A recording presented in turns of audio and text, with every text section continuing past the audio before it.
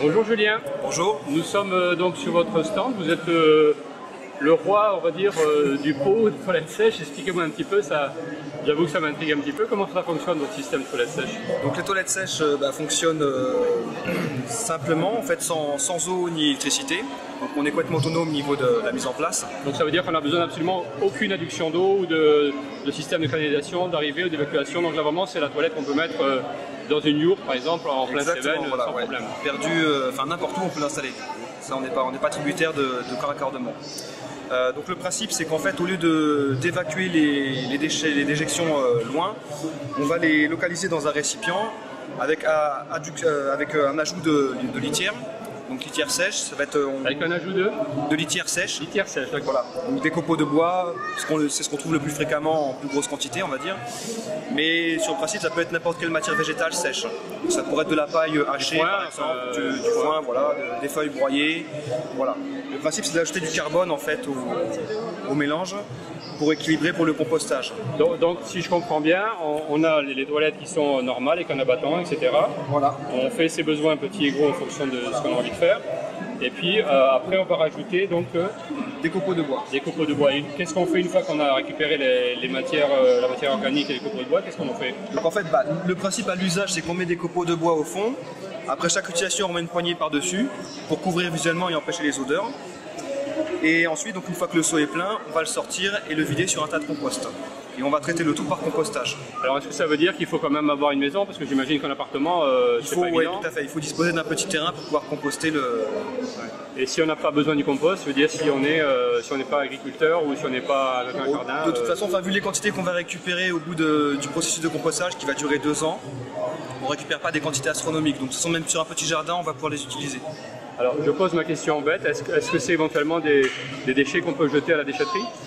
Eh oui, t'as déjà utilisé? Alors oui, on pourrait, sauf que pour l'instant c'est pas encore organisé et c'est pas forcément... Dans les déchets végétaux peut-être? Voilà, c'est pas admis par tout le monde, donc au niveau des consciences c'est un peu compliqué, mais on pourrait tout à fait. Puisque le compostage en déchetterie se fait industriellement, donc avec température contrôlée et tout ça, et donc les toilettes sèches pourraient très bien être compostées en déchetterie. À partir du moment où on le souhaite. Bon, on sait très bien qu'après le problème de l'eau, le problème du pétrole, on va avoir le problème de l'eau. Donc vous êtes parfaitement dans la tendance, on va dire, et même plus qu'une tendance, parce que ça va devenir rapidement une obligation. Oui. Est-ce qu'il y a déjà des pays où vous travaillez sur la France principalement? On travaille principalement sur la France, oui. Est-ce que vous ne cherchez pas à vous étendre, je ne sais pas, je veux dire n'importe quoi, Maroc, Algérie, enfin les... Non, pas dans l'immédiat, non. Enfin, pas spécialement, parce que bon, après, on fabrique quand même localement, on privilégie plutôt une fabrication locale. L'expédier à travers le monde, ça va. Non, aller transporter un savoir-faire, pas forcément expédier, mais je veux dire aller sur place, présenter comment ça se fait. Oui, éventuellement, pourquoi pas, ouais, ça serait... Est-ce qu'on peut avoir des informations sur un site ou comment on fait pour vous contacter pour, Sur notre site, oui, donc lescopeaux.com.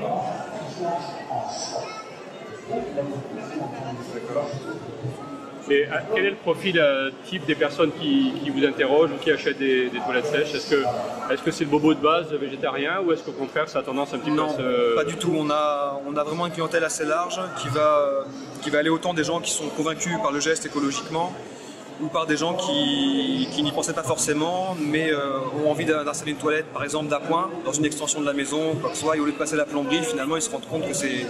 Enfin, plutôt pour l'aspect économique, quoi, finalement, ça va leur coûter beaucoup moins cher. Et du coup, par ce biais-là, on arrive à les sensibiliser écologiquement. D'autant plus que j'ai l'impression, en tout cas dans la région où vous vous trouvez, il y a beaucoup de gens maintenant qui ont tendance à vivre dans des yurts, dans des tipis, et ça j'imagine que c'est le genre d'installation qui est complètement en adéquation avec tout ce qui est habitat non raccordé, c'est vrai que c'est, ou même en voyage, en camping-car, tout ça, c'est... Voilà. Camping-car aussi, comment ça trouver ça dans les camping-cars, en aménagement classique ou pas? Non, mais en tout cas, on a pas mal de gens qui utilisent des camping-cars qui nous demandent effectivement des toilettes sèches. Okay. En tout cas, Julien, je vous remercie beaucoup et puis je vous souhaite une bonne continuation. Merci beaucoup.